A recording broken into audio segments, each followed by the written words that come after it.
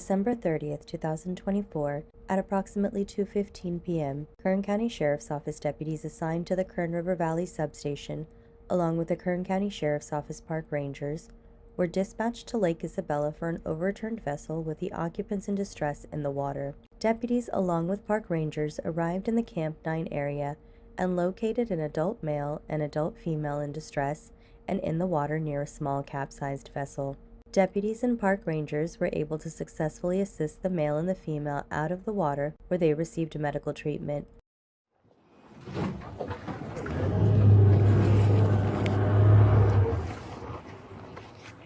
ahead and toss it to them. All right, I'm going to toss this to you guys, okay? Can you guys grab onto this? Just grab onto it. You hang on. You hang on to him. There you go. All right. Go ahead. We're going to pull you guys over. Keep hanging on, guys. Keep my way. And you're stopping. Can you hang on right here?